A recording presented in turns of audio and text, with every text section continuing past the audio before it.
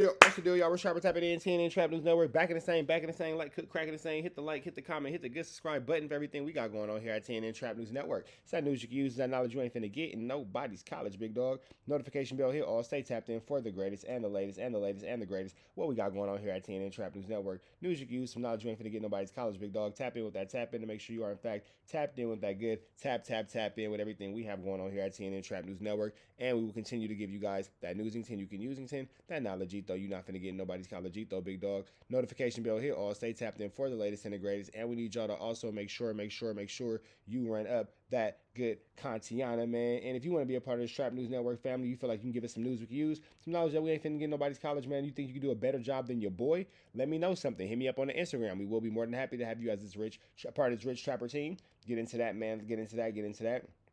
Notification bell. We finna get into this good Contiana. But before we do, man, we again need you to know, slide over here to Rich Trapper House, richtraphouse.com to get into that merch shop.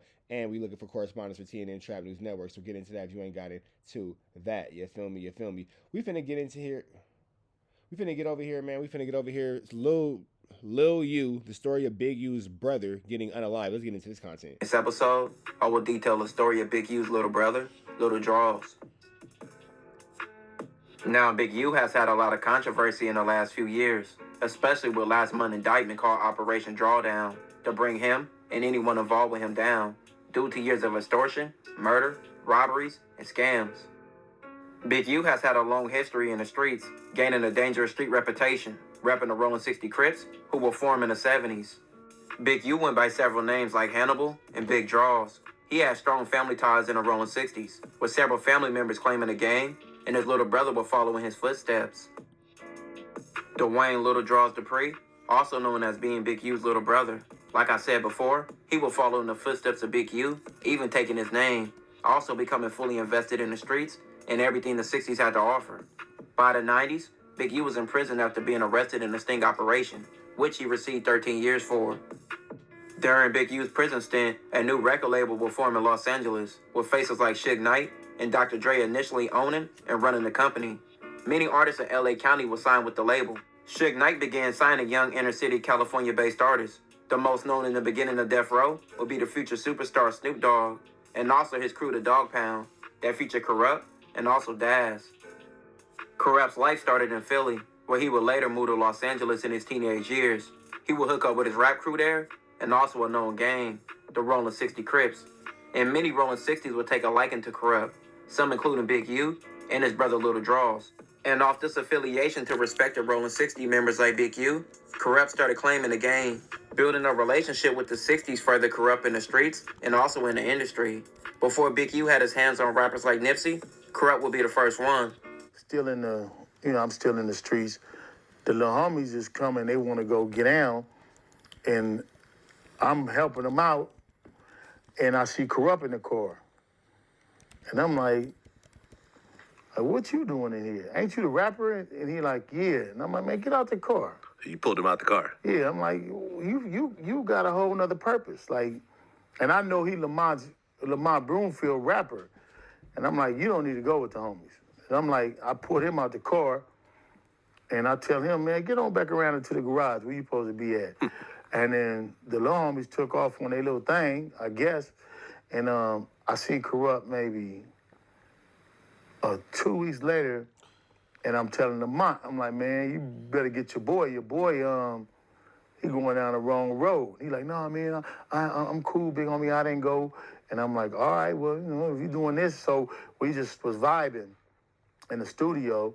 Then we get to do the paperwork. I started Delicious Entertainment. That was the name of the group back then, my company. I had already just signed a deal, and it was under Delicious Entertainment. My wife wouldn't get the paperwork. So then we was doing the music part, and unfortunately, it was I was gone. But with Big U going to prison early in Corrupt's career, it was too early to extort or control him. And many would say that Corrupt and a lot of things at Death Row would be a lot different if Big U was around in the early and late 90s. And Death Row starts to form. Right. And That would have started a war in L.A. That would have been a bloody Crip war. That would have been a bloody Crip war. That's what that would have turned into. Oh, no. So this story is about. Are you talking about the title of this? I'm live, but I'm doing clips in between the live. So this particular news story I'm talking about is Big U's little brother getting unalived long time ago, probably 20, 30 years ago. The overall title of the live is Officer Rat Run Hunter was afraid to box me, and then he got embarrassed because he didn't want to box me, so he decided to send threats at my kid's school. So I got to go up to the school district today because now I'm a court mandated. I'm a state mandated reporter, and anything that I know about a kid being in harm, especially out of school, I got to report, or I could lose my kids and a couple different business ventures I got going on. So I hope that explains that situation and all that kind of stuff. Not really sure why a man who would avoid a boxing match with another man would then take it out on an elementary school, but here we are. The dog pound and everything else like that. Were you Hopefully I answered that question for you, bro. out when death row started to build up and corrupt started? Not at all. You were in jail the whole time. Never happened when I had no death row. What do you mean? I love Suge to death, but he definitely wouldn't have been moving around L.A. like that. And I just take it that he's saying Suge would have definitely met a whole lot more resistance the way he was pushing around town. You know what I'm saying? He would have been challenged because, U's equally as big, as far as physical stature. And, he indulges in that kind of activity. I know firsthand. By 1991, Big U was in prison. By 1992, Corrupt officially signed with Death Row Records. Now, Corrupt began to be known for several songs on Death Row compilation albums, as well as featuring on several Death Row artist albums. And also, him and Das releasing their Dog Pound album in 1995. As the years went on, due to Suge Knight prison stint, Snoop Dogg and Dr. Dre leaving the label, and Tupac's death, Death Row went downhill. And many artists left the label, including Corrupt. Corrupt released his first solo album called Corruption in 1998. It was also his first album without Death Row. It was followed by Streets as a Mother in 1999. But recording this album in 1999 is where everything would turn bad.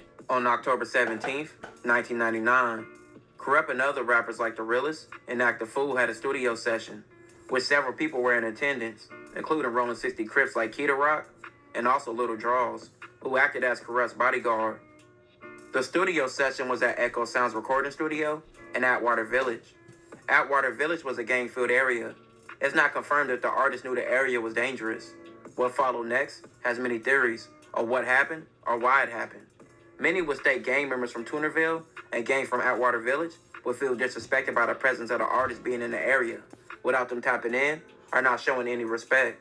But many people will also think it was racial, with Toonerville not Toonerville and Atwater both don't like blacks, so how dare y'all bring y'all black doubles into our neighborhood making music and y'all didn't pay no taxes? We gotta get them. And they rappers, gotta get them. any black people in that area.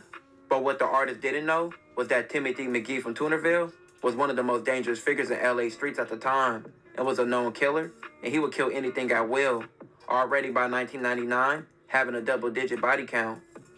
Timothy would allegedly do a drive-by with an AK-47. Him and another person trying to kill everyone in sight. The Realest would be shot in the foot, and Act the Fool was also shot in the shooting. This left everyone in shock who was there. The shooting was unexpected. And one more person would be shot in the shooting, and that would be Lil Drawz. Lil Drawz would lose his life from the shooting, and he would be the only one who died.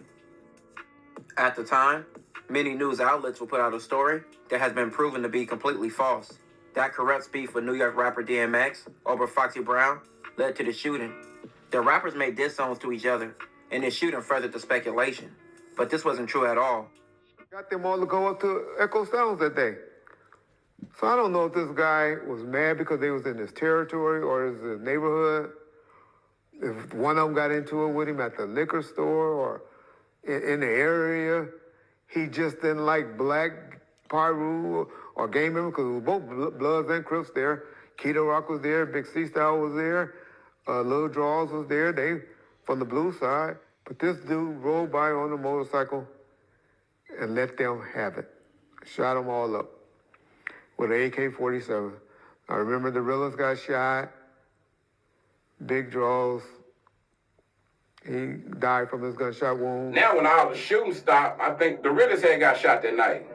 He had got shot in the leg. I remember hearing that. Yeah, he got shot in the leg that night. Yeah, him and The cat acted a fool. He was on death row. He got shot in the leg. And man, rest in peace to Drawz, man. Big you little brother, man. Drawz, my nigga.